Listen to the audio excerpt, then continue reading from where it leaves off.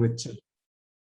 For more than a decade, she holds a degree in education and is passionate about education. She worked as a teacher and as a trainer with corporates before becoming an entrepreneur and starting her own preschool called Linden Montessori. Ms. Mehrotra also has her certification in the Montessori methodology for pre-primary and primary years. She is currently pursuing Edlead, which is a first of its kind school leadership program at IIM Calcutta.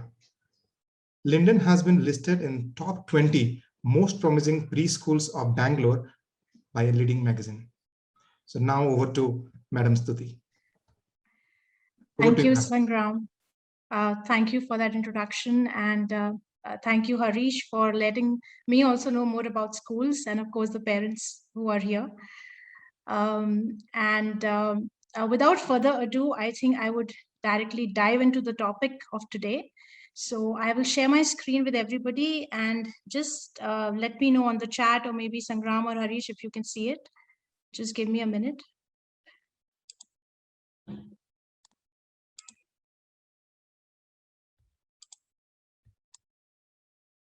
Yes, we are able to. Okay, great. So just, yeah, so here we are. We already know about emotional intelligence, and Sangram gave an introduction about it. Let me just start this topic by a great quotation, and then I would like this to be an interactive session. So definitely I would invite all the participants to share their thoughts in the chat. Of course, we're going to leave some time for exclusively for questions and answers, which we'll take towards the end. But let's get started. So let's look at this. When dealing with people, remember you're not dealing with creatures of logic, but with creatures of emotion. This is, usually we forget this when we're dealing with people, that we are actually dealing with creatures of emotion. We have to remind ourselves this, and this is hugely, hugely important. So let's look at another quotation here on emotional intelligence. It is very important to understand that emotional intelligence is not the opposite of intelligence, which is thought widely. It is not the triumph of heart over head. It is the unique intersection of both. So this is an amazing combination of intelligence and emotion, which we call as emotional intelligence. And before we get into the simpler definition of emotional intelligence, can I have the participants just write a word or two in the chat as in terms of what they think emotional intelligence is?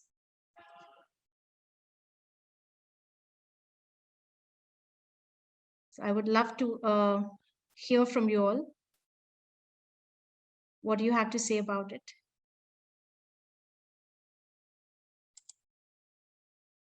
Okay, Tarun says understanding and regulating emotions. Yes, yes, Tarun, to quite an extent.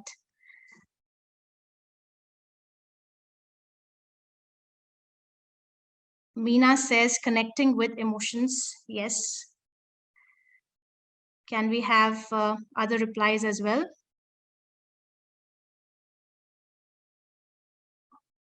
Okay.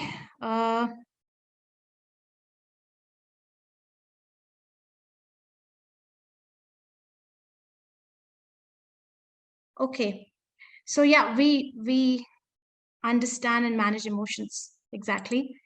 So if we were to look at a very, very simpler way of putting it, so emotional intelligence is first and foremost understanding your own emotions, understanding yourself, which is self-awareness, and also then understanding the emotions of others. Now, this is easier said than done.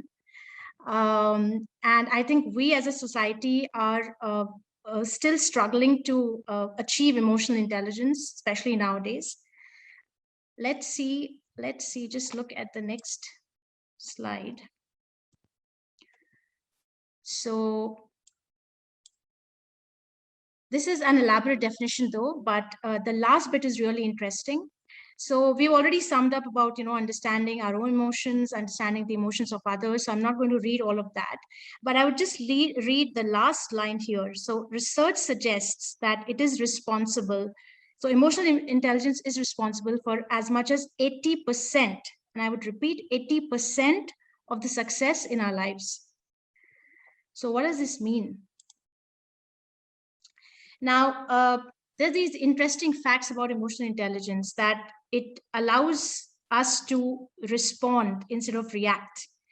And many a times we react so much to situations, especially nowadays, multitasking. And I think because of COVID, the commute bit has perhaps reduced a bit, but otherwise within our busy lives, we just react to situations. But if you are emotionally intelligent, and highly emotionally intelligent people would actually take time to respond, which is why they would be more successful in life. Very interesting to note that emotional intelligence was actually not in the picture at all for quite some time, in the sense that this term was actually brought into popularity by Daniel Goldman. And this was in 1995. This was his book, which was published. It was called Emotional Intelligence, as you can see. And he was the one who actually spoke about it in the book. And very interesting to note that he actually conducted a research, and this was done in about 200 odd global companies, where he found out that, traditionally the attributes that we associate with leadership, in terms of intelligence, in terms of toughness, in terms of vision, is required, but it is not sufficient. So it is insufficient even if you have all of those traits. But actually, what is really required is a high degree of emotional intelligence to succeed as a leader. So you can still be a leader, but if you want to be an effective leader, if you want to be a great leader, and if you want to lead organizations in a great way, then emotional intelligence is the requisite. So even if you may be low on IQ, it is okay, but you should be not low on emotional intelligence. And this is contrary to the popular belief, because I'm sure our generation, when we were growing up, there was just no talk about EQ at all. It was always about IQ. So let's see what Daniel Goldman he had more to say about emotional intelligence. And here it is. If your emotional abilities aren't in hand, if you don't have self-awareness, if you're not able to manage your distressing emotions, if you can't have empathy and have effective relationships, then no matter how smart you are not going to get very far. So this is what he had to say about emotional intelligence and its significance. Now, the question is that, so this was a few decades back. Now, is emotional intelligence still relevant? Is it one of the key skills of the 21st century? Because of course, now we're looking at children, we're looking at preschoolers, the children in school who are going to enter the real world, perhaps a few years from now, a decade from now. How relevant is it? So to answer this question, let's just look at this very interesting research. So this was done by McKinsey, the consulting firm, and they actually kind of shortlisted the skills that citizens will need in the future world of work. And let's see what the findings of this report were. So I have identified 56 foundational skills, but of course, we're not going to go through those. And those were broadly categorized under these four, which were cognitive, interpersonal, self-leadership, and digital. Now, if you look at these broad categories, under cognitive itself, you can see communication, you can see mental flexibility. These are both domain of emotional intelligence, because if you're not emotionally intelligent, even your communication cannot be effective with others. And of course, if you're emotionally intelligent, you can adapt anywhere.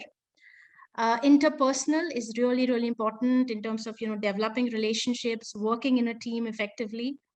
You come to self-leadership, we are saying the basis of emotional intelligence is first self-awareness, and then, then you are aware of others' feelings. So self-awareness, self-regulation, self-management. So this shows that how even more important, perhaps, forget 1995, I think this century and the years to come, I think this is even more important than before.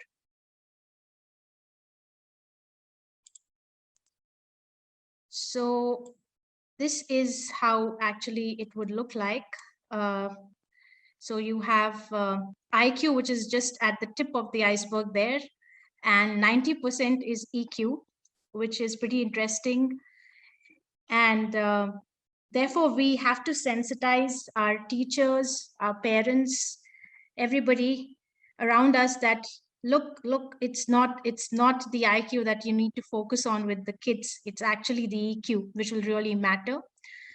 And the really interesting and amazing thing about emotional intelligence is that you don't need to be born with emotional intelligence. I'm sure as humans, we already have certain traits, but he says that it is something that it can be taught, it can be cultivated, which means it can be developed. That's a great thing. And he also professed having the school curriculum, having activities, and the curriculum itself having skills where the children can actually develop emotional intelligence in school through activities. And that's really, really important. So even science has backed this, not just research, but even science has backed it. So according to science, in the last decade or so, science has discovered a tremendous amount about the role emotions play in our lives. Researchers have found that even more than IQ, as we just showed you, the iceberg, your emotional awareness and abilities to handle feelings will determine your success and happiness in all walks of life, including family relationships. So of course, the children who are high on emotional intelligence will have better friendships, they'll be happier individuals, and they'll be happier adults. So that's the chain. But now the big question is that, yes, we know that it's really important, it's significant, and we should have it in our school curriculum. But how can we help children develop emotional intelligence? So that is the million-dollar question here. And it is very, very simple. With very basic steps, we can help children achieve this. But before I move to the next slide and we talk about the ways in which we can help children develop emotional intelligence, we have to also understand as parents that perhaps the emotional connection with a child begins at the time of conception itself. And when the child is born, we may think that just an infant maybe needs to be fed, needs to sleep well. But again, contrary to this belief, the infants have a high emotional need of being kind of being held, being spoken to, being rocked. So their emotional needs are very, very high, and also the fact, ironically, they cannot talk about it. So we have to be very, very sensitive to their needs when we are bringing up and raising children. Of course, their needs, emotional needs, will also change with time as they reach different stages of development in their lives. So let's see what can we do as adults to help them develop this skill. And I think the first and the very basic thing that we can do is spend quality time with your child. So when I say quality time, I mean the parent not just being physically there, but mentally be with your child, which means that you are there without your laptop, without your phone. You are in the moment with your child. And there are different ways you can do it. You can cook together, you can read a book to your child, you can of course play a game, you can watch a movie perhaps together. But the idea is to bond with your child and have even if both the parents are working, I'm sure you can have 10 or 15 minutes or whatever time you think that is exclusively for your child, and you bond with your child. That will really help them develop emotional intelligence because they need that bonding. Being appreciative, I cannot emphasize more on this one, because it sometimes unconsciously we say words which really hurt children. So we should be very careful with what we are telling them, because more often than not they believe what we say. If we say you're stupid, they will believe that they are stupid. They will grow up believing that. So so we have to be very, very careful with the words we use with the kids, and they have a longing for being appreciated, for being accepted. So we always encourage them, encourage the process, always encourage the process. In the school also, we say that the teachers never look at the end product or what the child has done. It's not about that. It's about the journey. It's about the process. So we look at the efforts that the child has put in, and we appreciate that. And this will always give them the signal in life as well, that it's always not the end product. It's not the marks. It's, not the grades. It's the journey. It's the learning process that is important and that they should enjoy. So it'll be happier individuals. And then, of course, with young children, they don't know the emotions. They are, especially preschoolers, they don't know what emotions they are going through. So, sometimes a child may be feeling sad. Maybe the friend said something to the child and the child is feeling sad, but they would say, my stomach is hurting, because they don't know that feeling, they can't label it. So it's important that we encourage them to recognize emotions. So, like, to just give you an example, like in school, what we do is we have something called the calendar time in the morning. And during calendar time, after that, we show them emojis, and there are different emojis, and each child has to pick an emoji depending on how the child is feeling for the day. So sometimes it even surprises the teachers that, child is sad, I'm angry, I'm happy. And slowly, they start recognizing these feelings. So very important for them to understand, to be able to label their emotions. And then, of course, to express their emotions. Now, this is a great way, because once they start doing this, and they tell you, for example, I'm angry or I'm hurt, you also tell them that if you're angry, it's not okay to hit somebody. It's not okay to hurt somebody, because then you're also sensitizing them to the feelings of others. And at the same time, so how do we handle these emotions? If I'm angry, if I'm upset. So again, we have a way where we tell children, if you're feeling angry, what can you do? So you can drink a glass of water, just simple things, or say count till 5, or let's breathe in, let's breathe out. We also do yoga and meditation in the school. I think especially in India, and as we are the premiers of yoga, I think each school should have yoga and just a 2-minute meditation, because that really helps children calm down in de-stressing situations, and it will go a long way in helping them develop emotional intelligence.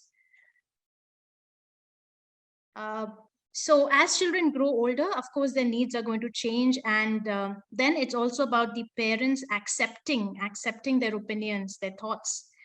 Now, it's not easy. I have a teenager myself, and sometimes they will come up with opinions which may be just contrary to yours. But then this is again that you give them that emotional security that I accept it. I accept what your opinion, whatever it may be. So also to give you an example here, like I was watching the news the other day, and and they were showing that Malala, who is the Pakistani activist for women's education, she was asked a question on the institution of marriage, and she said that why can't it be a partnership? So I'm saying when your children grow up, they will have very different opinions from what you may have, but you have to accept it. So that will build their emotional intelligence, their emotional strength, that you are there for them. Also, always showcasing to them that you will love them unconditionally. So I give this example of this a very cute story. It's called I'll Always Love You. So there is a mama bear and a baby bear in this story. And the baby bear keeps asking the mama bear, if I fight with my brother, would you still love me? If I do this, if I do that, all the wrong things, but would you still love me? So the mama bear keeps saying that, yes, I will still love you, but also you have to set those things right, but I still love you. And in the end, what happens is that Mama Bear enters the kitchen and she finds that her favorite bowl is broken by the baby bear. So the baby bear starts crying and then says that, I've broken your favorite bowl, but would you still love me? And then Mama Bear says that no matter what, I'll still always love you. So this is an amazing story, just, to showcase acceptance by parents. And when this happens, children grow in an amazing, amazing way. And they will be really, really emotionally intelligent and strong. So, of course, we've spoken about we've spoken about I think I moved to the next one. Yeah. So we've spoken about the words, positive words with children. I think I already said that. And it is interesting to note that here also research has proven that children who have higher emotional intelligence, of course, we all know it by now that they can manage their emotions more effectively. These children also have better attention spans. Academically, also they do better.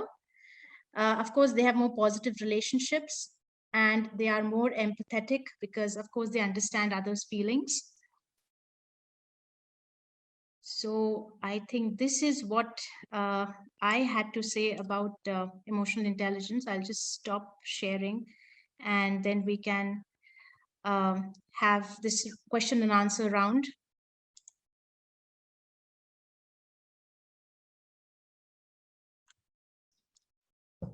I'll request the audience to ask question, whatever is there in the mind, yes, and Sure. is there to clarify.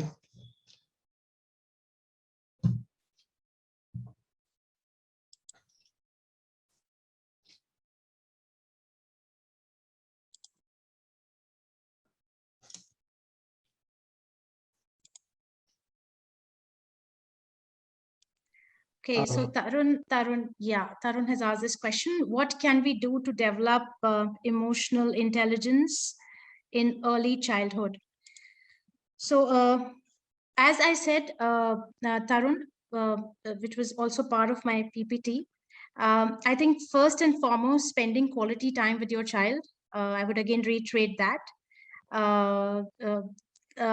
We really encourage parents in the school also to, as I said, like it is a simple activity. We may not think of it so often, but it has amazing benefits. Like, having this just 10 minutes of reading time with your child. It could be in the afternoon, it could be in the night, anytime where you connect with your child. Of course, cooking with children, you'll be amazed. The preschoolers, like we've done stuff like sandwiches, juices, salads with them. You can, like, they can do amazing stuff. And here the idea is that you bond with your child. So that's how they get that emotional strength. And of course, as I said, helping them, if they're feeling something, if you can give a name to it, they will start understanding their feelings better. I hope that answered your question. Ma'am, Mr. Tarun has one more question actually. Yeah. Does dealing with children vary with their age? Of course. I mean, so if you're looking at, for example, like for a preschooler, when you're sending them to school and when you're getting them back from school, I'm just giving one example. Their emotional need would be that you would kiss them, you would hug them, you would ask them lots of questions and stuff. But once, yeah, sure. But once, they turn older, even when they reach the age of 9 and 10, this is going to just change. Now, if you hug or kiss them in front of their friends, they will not like it. You may have to pat on their back. So, the emotional needs are going to change. And especially when they get into the teenage, the teenage, at the teenage level, it's going to be, you have to really kind of, as a parent, give them more space. So it will continue to change.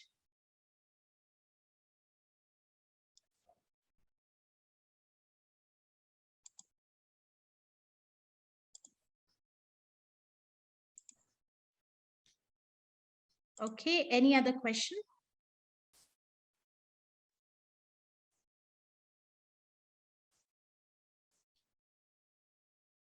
Parents, I request you to ask more questions. We have still a lot of, yes. And I think ma'am is ready to answer the questions. Yes, I'm more than happy. I'm more than happy to answer the questions.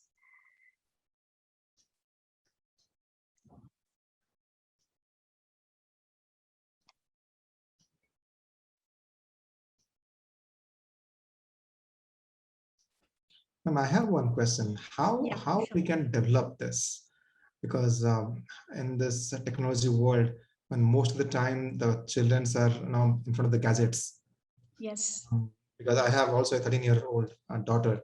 Okay. Most of Sorry, the time, 13-year-old. 13, yeah.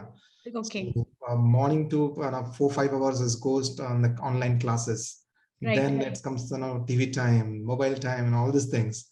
So in this, I personally feel that children are becoming more mechanical than Yes. emotional. Right. So how to tackle this situation? Yeah.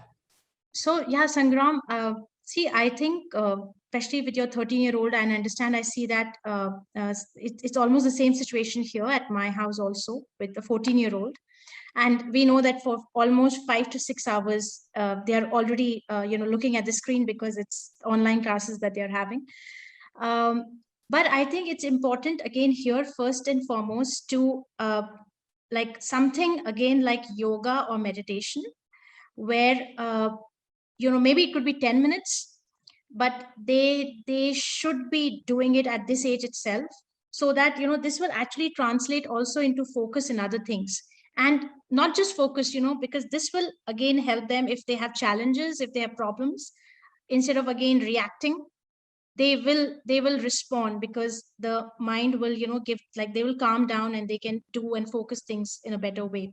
So especially for teenagers also, I mean, we do it at preschool age though, but especially yoga and meditation definitely should help. And also, like, as I said, quality time with your teenager. I know it's not as much as the preschoolers, but having a chat, talking to them, because I think a lot many things come out when they actually have a discussion. So having like meal times together is a great way of again understanding what they're going through. And sometimes if they're having fights also with friends, to just to encourage them in a positive way to understand others feelings. And I think another great way also is to showcase, like during the pandemic, when if parents showcase how they're helping their neighbors, or how they're helping people who got affected, or otherwise whenever there's an opportunity of community service. I think that really also helps the teenagers, that how they can be helpful in the world, how they can make a difference. And that really again raises their emotional quotient, that they can make a difference to somebody else's life.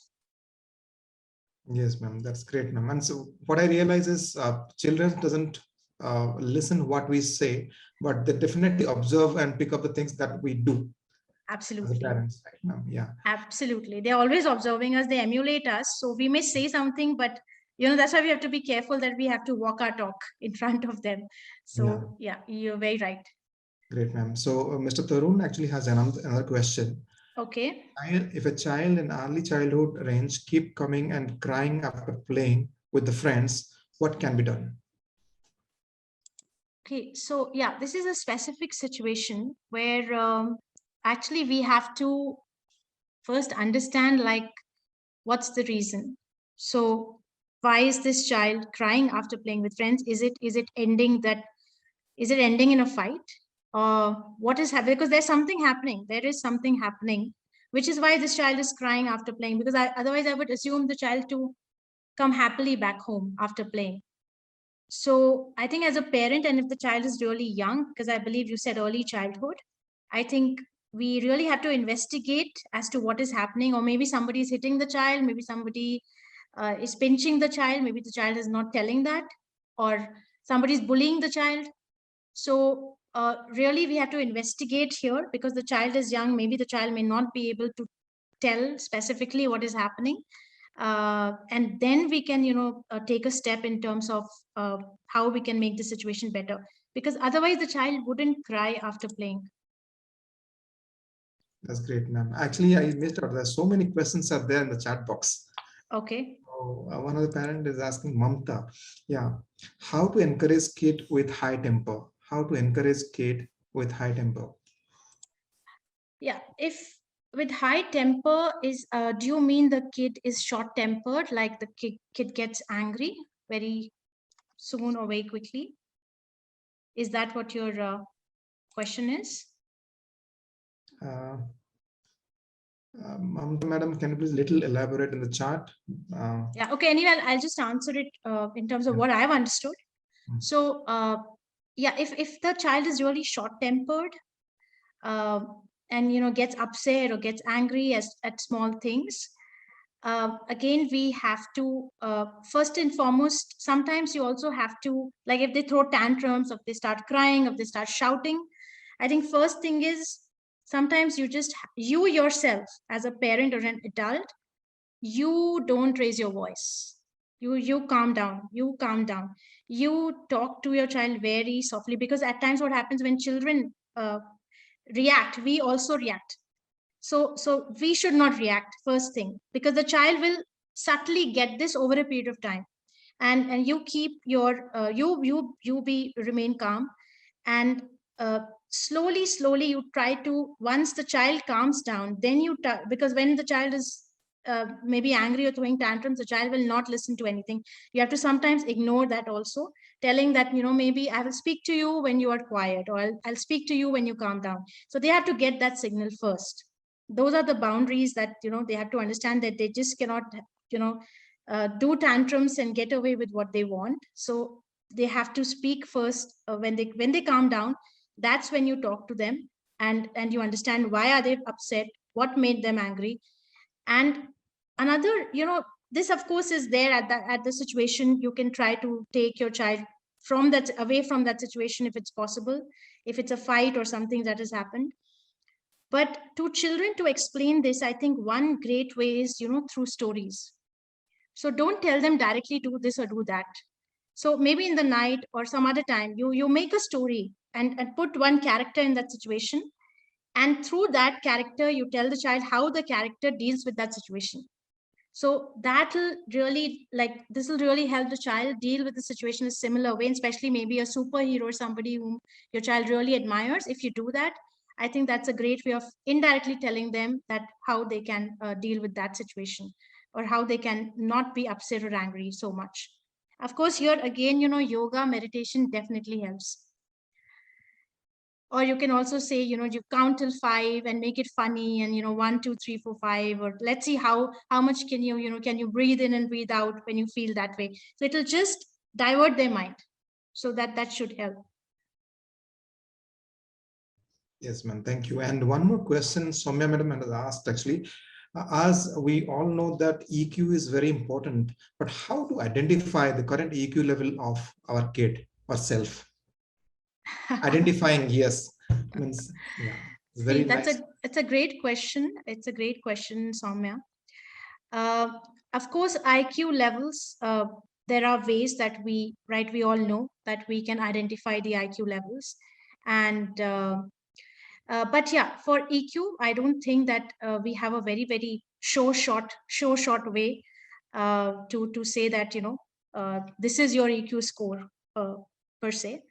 But always, I think, though there may be not a gauge as such, but this is something which is more abstract, I would say, where you yourself in situations will know that whether you're in control or whether you're not in control, or when you got angry or when you reacted, but consciously telling yourself that, no, I will not react, I will respond, or maybe I will learn from this situation and do this better, I think will definitely take your emotional quotient higher. But this is an interesting question, and I'll myself find out, if there could be, or perhaps in years to come, there could be ways of actually telling people their EQ scores. Okay, ma'am, that's great. And one more question Minna madam has asked, actually. How much time a parent should spend time with a kid? Even my personal question also same. I mean, say, no doubt pandemic, we all are working from home. Even though working from home also, we are busy in front of system. Yes. Right, because we have certain targets to achieve and certain things to achieve. So how much time a parent should spend time with the kid? Right. So Sangram, the answer to this is, one is also, see, depending upon the age of the child, this is going to vary, right?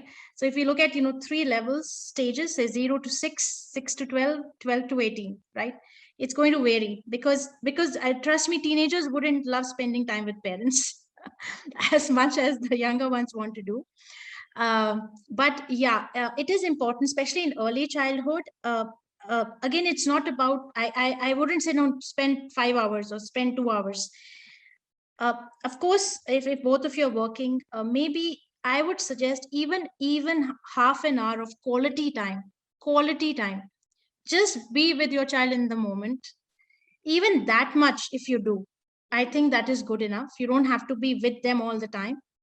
And of course, the older children don't need you as much in terms of they're more independent in their own ways. But there, it's the opposite. You must spend at least half an hour with your child, because that is needed. The bonding is still needed. So even that much quality time you can spend, and it can be great. Okay, thank you, ma'am. And Mr. Tarun has one more question. How can we develop emotional flexibility in early childhood?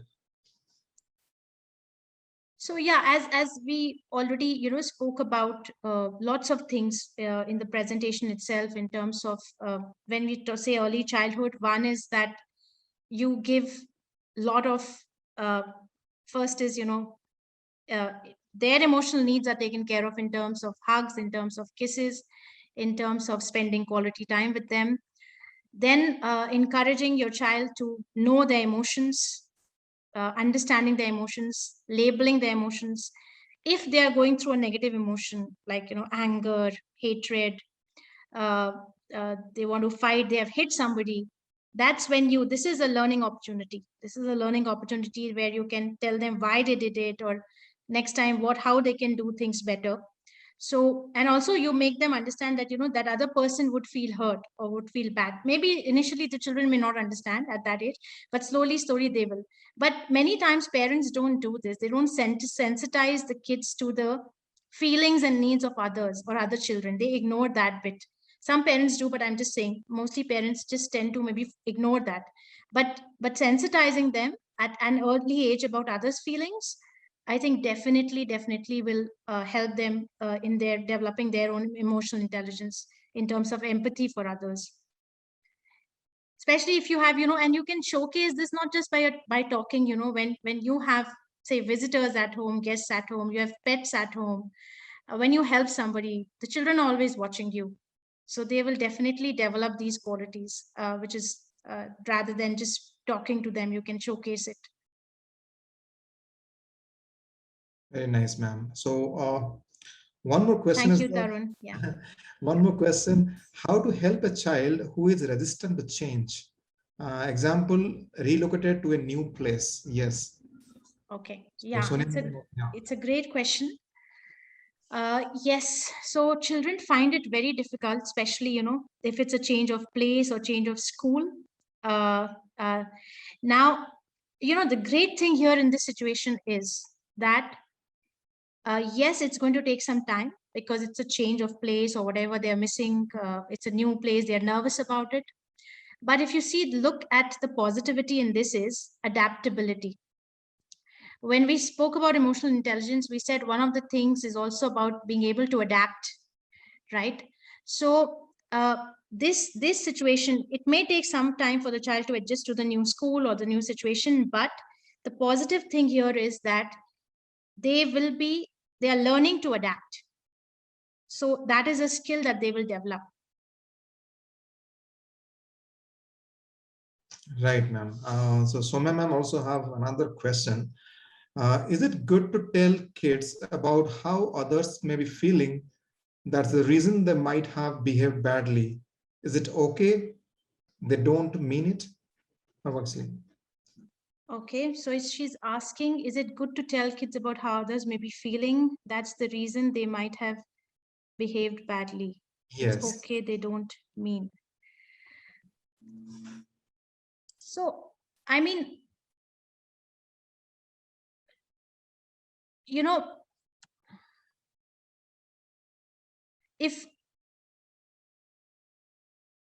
okay.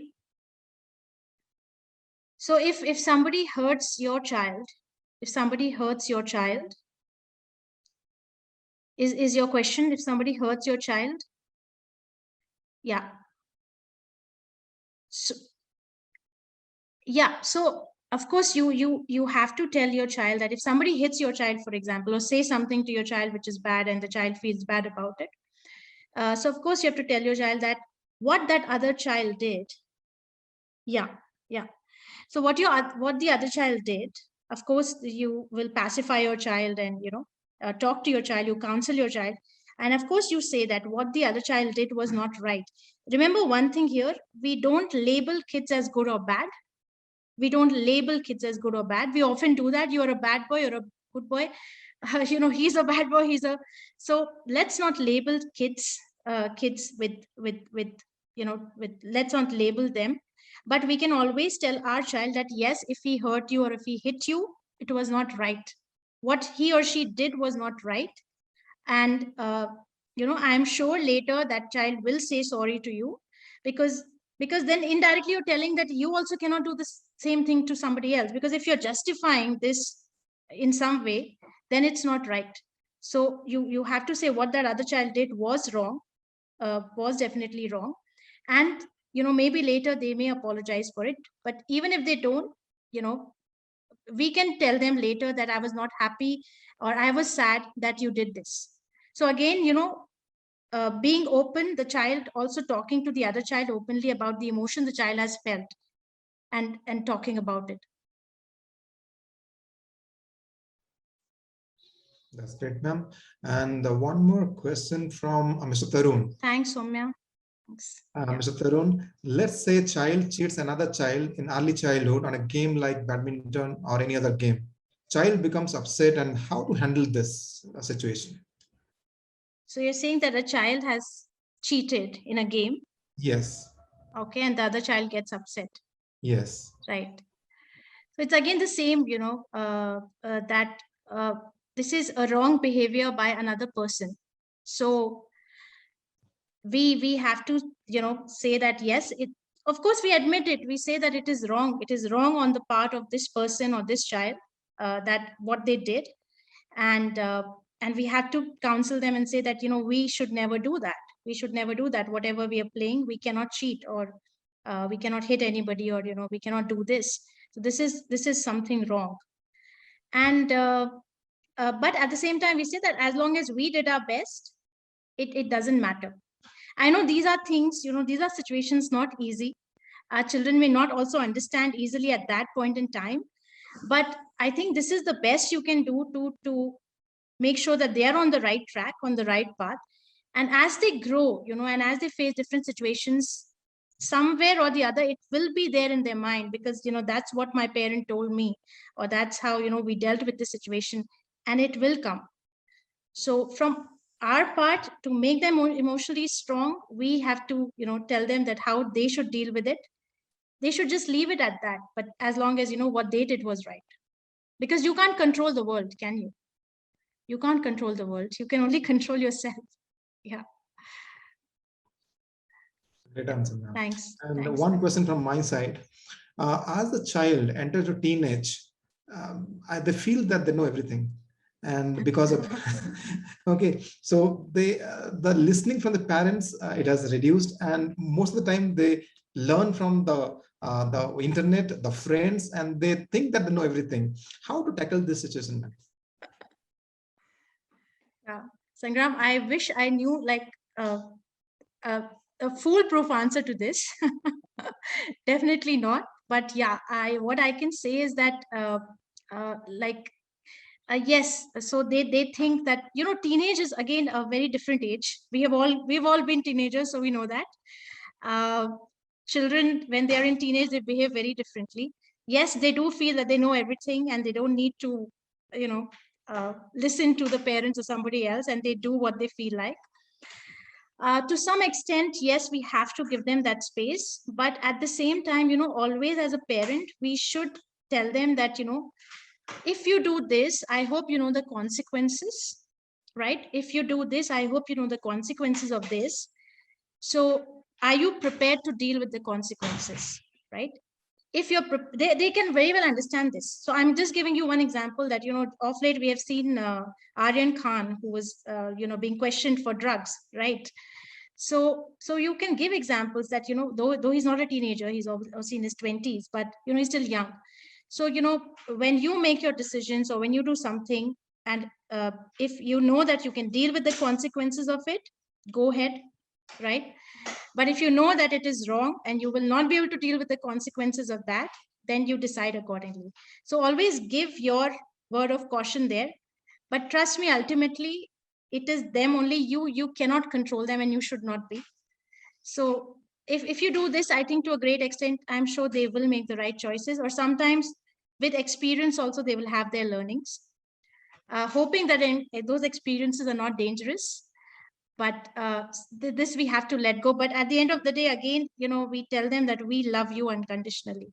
So no matter what, you fail, you make mistakes, but I am there. I will be there for you. So that's really important. Yes, ma'am. To add up this point, ma'am, the Aryan Khan case, actually, yesterday I was listening, but in the statement, he also told that during his childhood, when he was growing up, Shahrukh Khan was so busy to meet him, he has to fix an appointment with his father. Oh my God. Yeah, that was a statement. It means, yes, Sangram. As a parent, it means we have to, however busy you might be, as you rightly told, we have to give that quality time of at least half an hour to our child. Otherwise, even though we are busy and we have a lot of money, the child is go away from the right path. Correct. I think that's I didn't obviously see that, but yeah, so this actually, in fact, reiterates what we just discussed, that spending quality time is highly, highly important, because that connection will only happen when you spend quality time. And it doesn't matter, obviously, in early childhood, definitely the time required is much more, and as they grow, you can come down on that. But still, talking to them and spending time with them, playing with them, even at that age, makes a huge difference. So it can change their frame of mind, their mindset. Even if they're feeling sad or stressed, those moments can actually uplift the children. Right, ma'am. Mr. Tarun has one more question. How to develop our emotional intelligence as a parent? So we talk enough about a child, but how about as a parent we should develop? So yeah, and the good thing is we can still develop it. So that's a great thing. I think, again, Tarun, going back to some of the things we already discussed, even as parents, yoga and meditation, even as adults, trust me, really helps.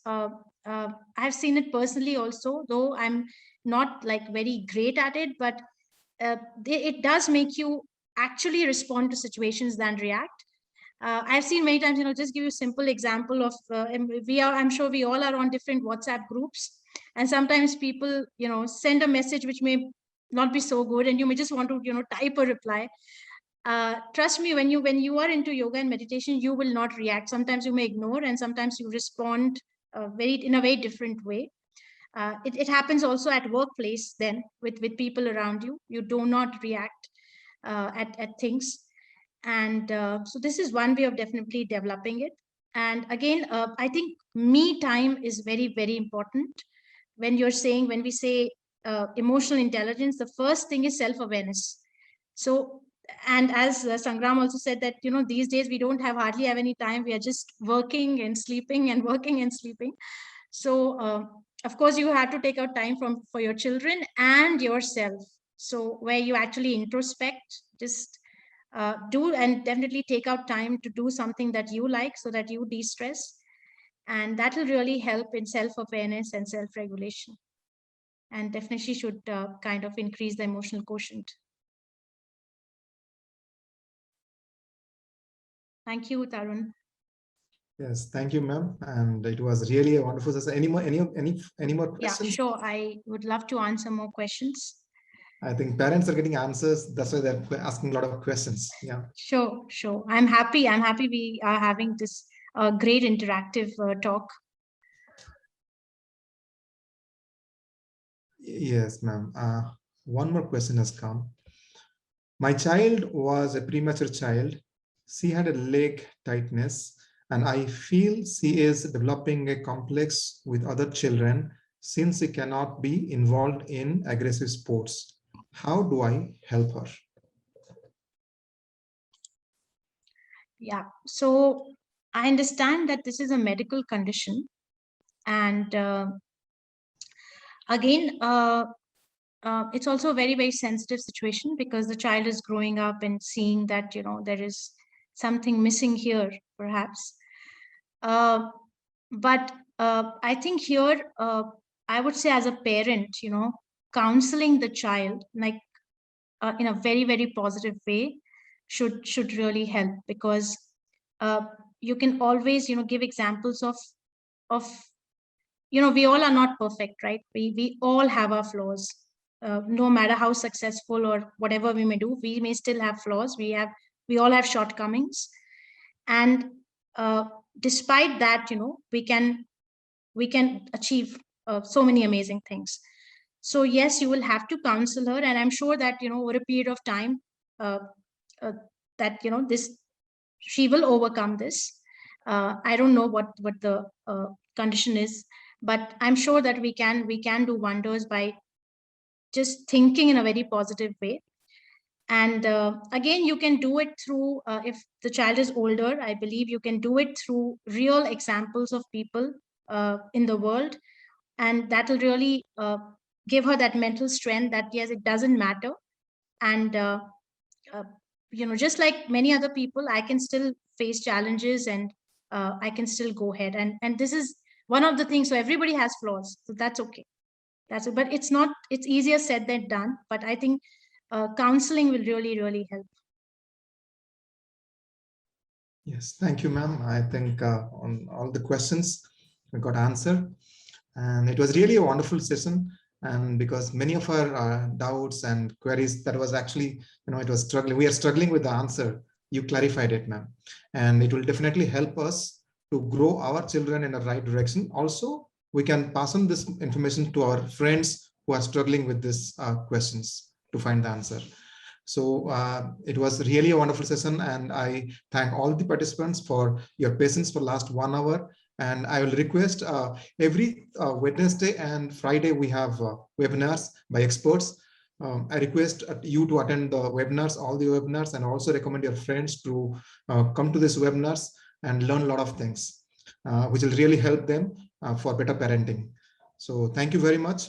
Thank you very much, and you can leave the sessions. I think almost at 5. Thank you, Sangram. Thank you, Harish. Thank you, parents. Harish, thanks a lot. Thank you so much, Tarun. Thank you, everybody.